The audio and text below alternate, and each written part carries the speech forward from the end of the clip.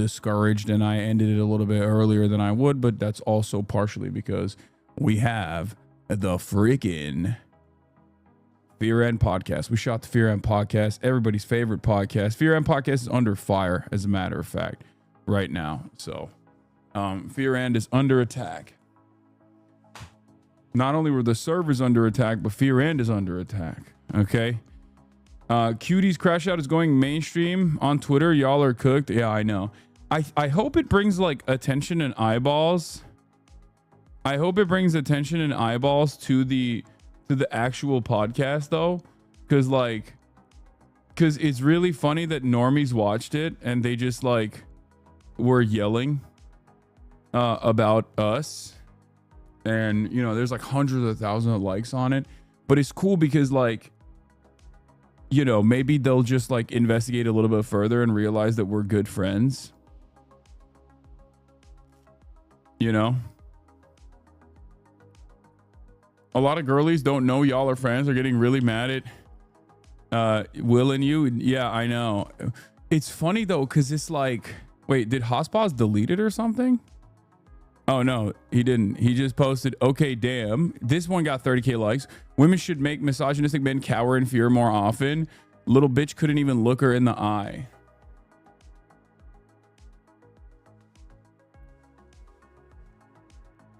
It's pretty wild. But we have a fun little bit today, or shot tonight. You should rage bait Cutie again over this clip. Law like kid. It's crazy how this post is taken off. Yeah. It's pretty funny though. People will just be like, people literally would just be like, this is exactly my experience with all of the misogynists that have hated on me for enjoying Taylor Swift. And it's like, well, you know, we're memeing, like we're rage baiting our friend who we love. Anyway, and not only is she our friend, but also our equal partner.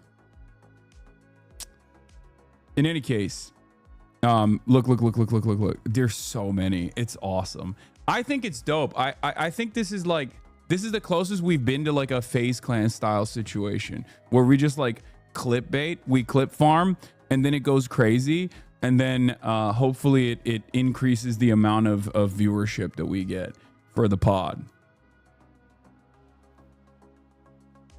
Brother, you guys are getting legit canceled? No, we're not, man. Shut up. It's just... no, dude, we're not. That's not a real thing, okay? That's not a fucking real thing. Please, don't be annoying about this shit, okay? Yeah, please, stop.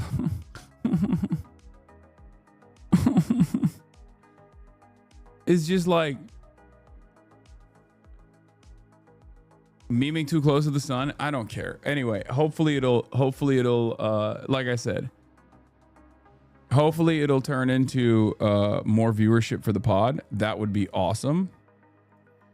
I think what a lot of people don't realize is that when you're friends in the real world, the audience's expectations, or the audience's like reception of something that you see is not going to actually rip apart the dynamic that you have with your real world friends. You know what I mean? It can sometimes, it can test people's real existing relationships, but that doesn't, you know, it's not going to actually impact.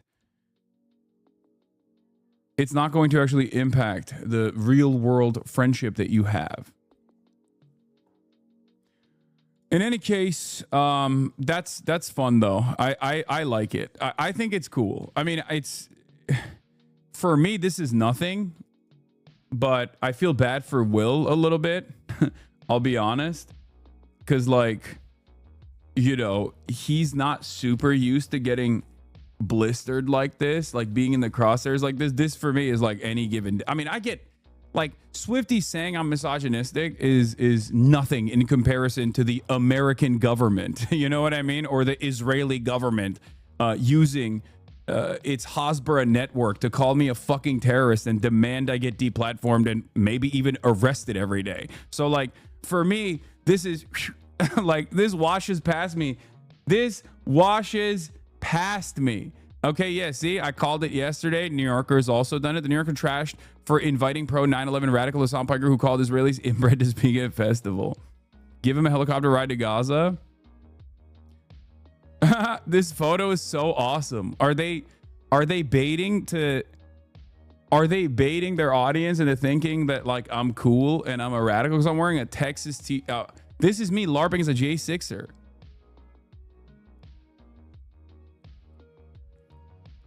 Gloria Allred is quoted in this article. Gloria Allred? Wait, what? Gloria Allred is quoted in this article? What the fuck?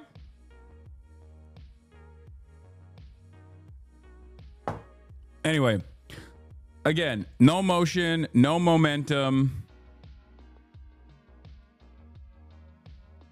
It is what it is. But hold on. Pro 9/11 radical is wild and potential libel, is it not? Guys, we don't live in the old world, okay? I think a lot of you guys don't understand this thing where you say like, dude, like, what are you doing? Sue these newspapers. It's the New York Post, brother. That's all they do.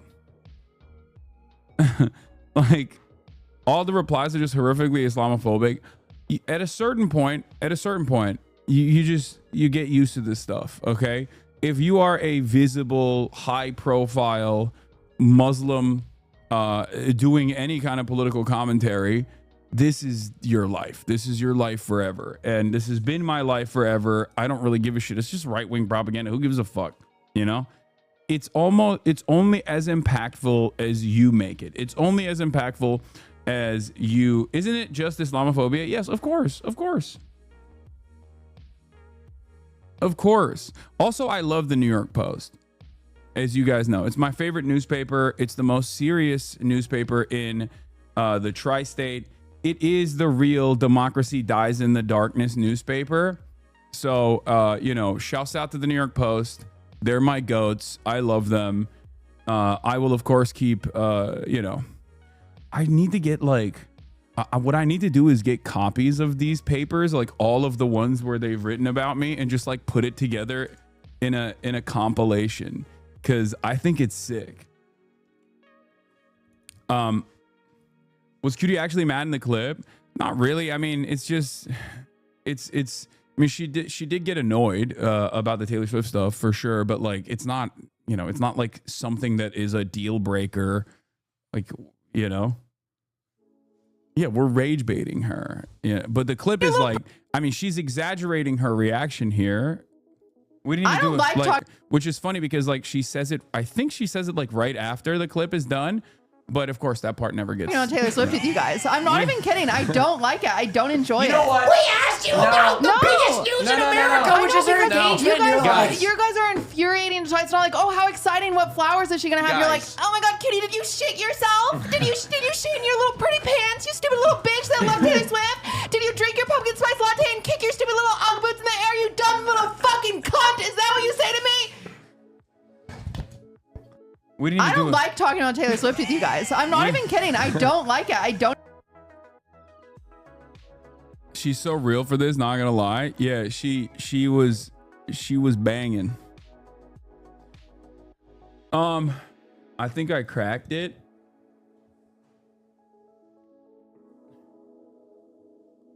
Yes, I'm gonna talk about the 475 in custody from the Hyundai ICE raid, man. I will. Hold on.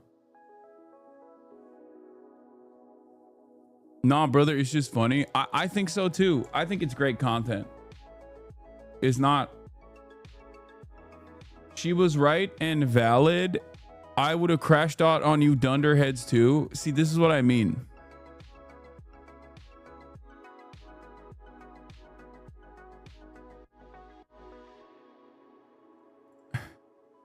That like people people don't understand it's not as serious. Anyway, how do you guys navigate those boundaries? Do y'all know it's always content? Yes, dude. What do you mean? This is such a funny question because it's like, this is like what you see on camera is oftentimes an exaggerated version, but also like we're friends. Like we spend time with one another off camera.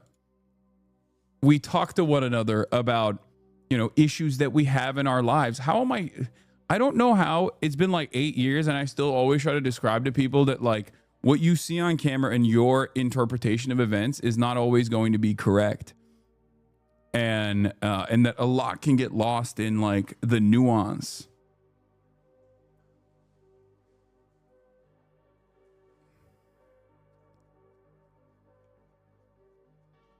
You're forgetting just how autistic your chat is, Abby. I don't think it's the autism of my community, honestly, but I think there is something that like, I think the internet just makes people's interpretation of things more neurodivergent because of the medium, okay? The medium itself is not up for, like the medium itself is not up for any sort of real interpretation, and because you just can't tell. What you see is what you get. And especially if it's like negatively framed, especially if you're like leaning in the direction of something like that, unless you literally say, I am joking over and over again, or like lights are flashing that says, this is a joke, this is a joke, people are most likely going to take it seriously. And even if they are different in their own assessment, in their own interpersonal assessments, in their own lives with their own friends, in the real world, they can't make that similar. They can't translate that assessment to like what they see online. And I fall into this trap every now and then. It's just like a part of the medium, It is what it is. But like I said, I enjoy it. I think this kind of controversy is good. Hopefully they'll come in to watch Cutie Cinderella bravely defend feminism on the pod. And it will drive discourse, but then hopefully attention to the podcast as well.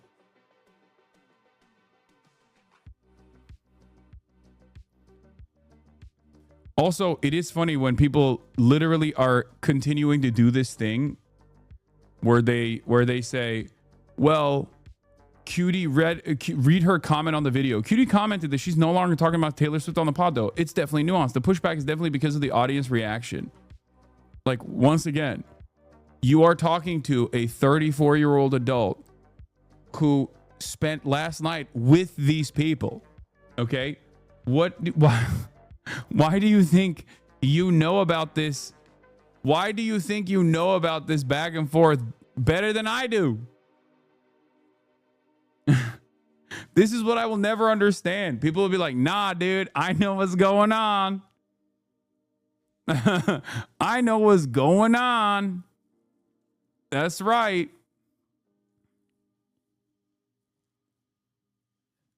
Update on this. Efendim. Al. Ne oldu? Yine bir şey mi oldu? Oh my God. Here. Okay, no problem. They think you are doing damage control. I know. That's what's so. I don't even give a shit about this. Yeah, we're misogynistic and we're really fighting. You should check out the next episode to find out more. Okay. Yeah. And then people will be like, this is not a hill to die on. But yeah, this is real. This did happen. Streamer Hasan Piker reportedly put both his fingers in a Chinese finger trap and has been stuck for the past 5 hours. Oh, I didn't even talk about my personal news. So we shot the pod, and then I did the live stream like with Miguel. Miguel was live on his Instagram Live. He was like doing a release. He's doing like an album release, a song release, and we promoted the stream that we're going to be doing today. And that was a lot of fun. And then I don't know. I've just been like really, really tired lately. So I passed out fairly quickly after that. And then I woke up early, but my trainer is pregnant, and today is his wife's due date. So we've been tracking, we've been waiting for this moment. So it finally happened. So he's in the hospital, And so I was Mpreg, my trainer. My male trainer is Mpreg, first ever pregnancy of a man. So which is really amazing, which is awesome. But I got that message in the morning and I'm like, oh shit, okay, passed back out, even though I went to bed at like super early time, like 11, right? I passed